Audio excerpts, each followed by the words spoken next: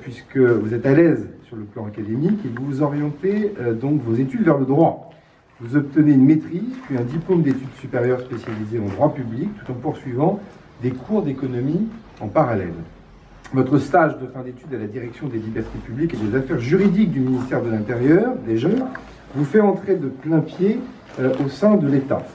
Vous découvrez la tension entre la protection des libertés individuelles et celle de la cohésion collective.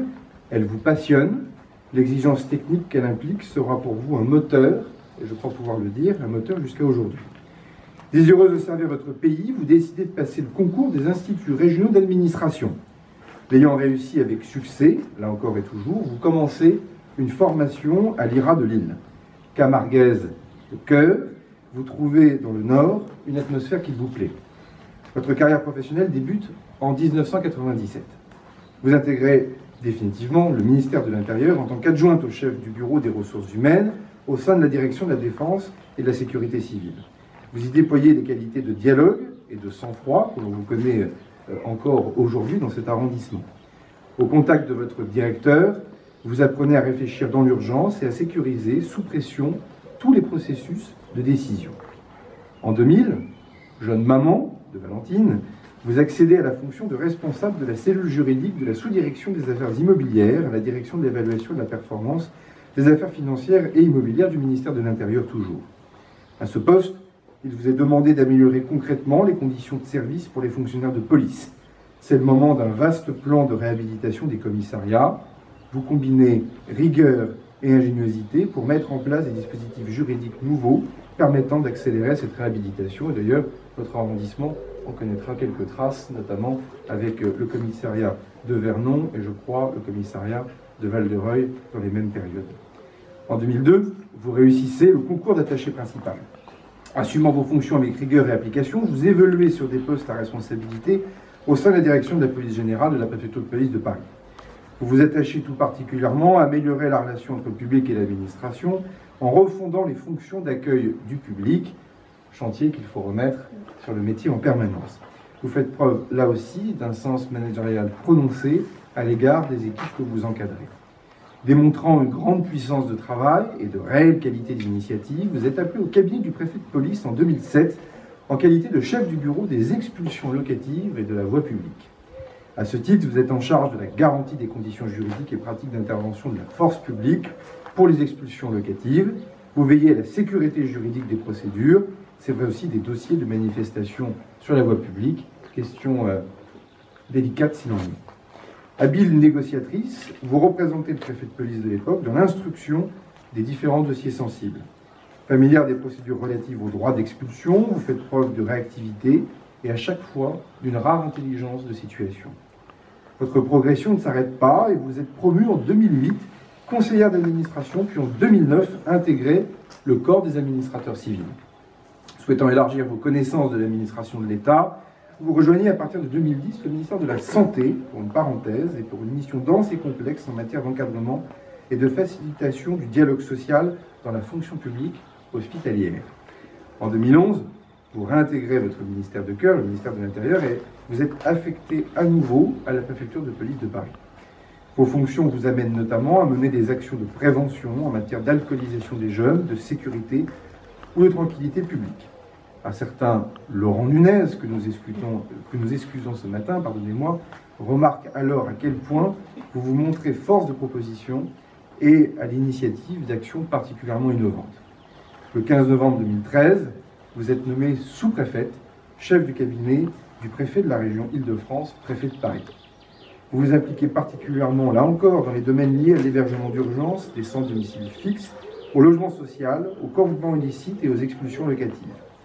Vous êtes à la manœuvre sur d'autres sujets structurants de l'Île-de-France, comme les questions relatives au Grand Paris en devenir, et plus particulièrement au schéma départemental de coopération intercommunale, au cours d'élaboration, et pour lequel je peux en témoigner en tant qu'ancien ministre en charge des collectivités territoriales, rien n'est encore complètement définitivement abouti.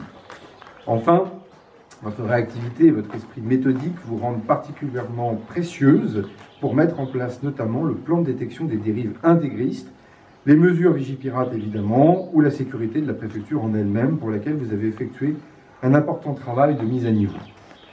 En 2016, vous êtes nommé secrétaire général de l'Office français de l'immigration et de l'intégration. Je salue une fois de plus notre ami Didier, ici présent, directeur général. Vous assurez l'accueil d'un afflux important de personnes migrantes et la gestion de l'établissement public qui doit faire face à de nouvelles modalités d'organisation et de fonctionnement. Pour autant, la proximité directe avec vos concitoyens vous pèse et vous cherchez à œuvrer différemment, de façon plus proche encore, à leur service. C'est avec ce souhait que vous avez rejoint, que vous rejoignez le 10 avril 2019, cette sous-préfecture des Andelys dans notre beau département de l'Eure. Dès votre arrivée, vous jouez un rôle essentiel sur plusieurs dossiers d'envergure, et notamment celui de l'expérimentation du SNU dans notre département. Votre engagement et votre force de conviction, indéniable, et là pour le coup, j'ai des témoins qui peuvent venir se joindre à moi pour le dire, ont permis au département d'être pilote envers ce dispositif profondément républicain et inclusif. Dans un contexte marqué par de fortes attentes de la part des élus, et j'en sais quelque chose, vous avez su engager un dialogue permanent et constructif et coordonner l'action des services de l'État au service de l'intérêt général. Votre feuille de route est connue, claire, cohérente. En matière d'aménagement du territoire, la sous-préfecture est très active en faveur de la revitalisation des centres de nos communes. Vous mettez en outre l'accent sur le développement touristique, avec par exemple, monsieur le maire, la mise en valeur du château Gaillard ici aux Andelys. Le maillage du territoire en équipement public vous préoccupe aussi, et vous déployez des efforts importants en la matière. Vous avez permis d'ouvrir 3 espaces France Service et favoriser la création d'un pôle culturel à Gisors. Concernant la protection de l'environnement, vous menez un important travail d'accompagnement, notamment avec les 2 communautés d'agglomération de ce territoire, avec une mention pour le contrat de transition écologique qui a été signé avec SMA. Cette coopération a permis de construire un des contrats de transition les plus ambitieux de France et qui va demain constituer un modèle pour le développer sur l'ensemble du territoire. Enfin, pour le renforcement de l'attractivité économique, pardonnez-moi, vous déployez des efforts importants pour l'implantation du village des Marques, pour dynamiser l'emploi en allant au contact, un certain nombre d'acteurs sont ici, et en fédérant autour de vous les initiatives pour la préservation de cet emploi, que cela soit d'ailleurs sur la vallée de Seine, mais également au service des villages ruraux ou encore de la vallée de l'Andenne. Vous avez ainsi saisi les paradoxes de l'emploi dans ce département, où l'offre est importante, mais ne rencontre pas toujours suffisamment de demandes, parfois pour des raisons de mobilité. Vous m'aviez indiqué, lorsque nous nous sommes vus pour la première fois, quelques jours avant votre nomination ici, avoir 2 objectifs à titre personnel en prenant ces fonctions. Premièrement, celui d'exercer plus près, je le disais tout à l'heure, et au plus près de vos concitoyens, avec l'idée de rendre l'État peut-être plus tangible, visible, plus aidant, plus bienveillant à leurs yeux. En vous montrant particulièrement disponible et en sillonnant l'arrondissement sans cesse et en prenant le temps d'échanger avec beaucoup d'humanité et de gentillesse, vous avez indéniablement consolidé ce lien entre l'État et notre territoire. Deuxièmement, vous m'aviez dit que vous souhaitiez renforcer encore et encore la légitimité de l'État, en déclinant concrètement, utilement sur le terrain, tous les dispositifs et les politiques publiques que l'État peut mettre en œuvre, propose, et vous êtes celle qui permet aux autres de mener à bien les solutions qui les animent et qui se développent dans l'arrondissement. Je pense notamment aux élus locaux qui tiennent leur commune et qui ont souvent besoin de l'aide de l'État au quotidien pour mener à bien des projets et améliorer la situation et la vie quotidienne de nos concitoyens. Vous êtes à l'écoute, vous êtes dévoué à votre mission, qui est particulièrement efficace. C'est à votre préfet de le dire en premier chef, mais je crois qu'on peut le dire tous ensemble ici. Et je dirais en toute simplicité que vous êtes un visage qui donne foi en l'action publique. Vous êtes une fidèle serviteur de la République, vous êtes loyal, vous êtes impartial, au sens républicain du terme, dans l'incarnation de l'État ici au quotidien. Vous n'avez cessé de vous investir dans le seul but de servir cet intérêt général.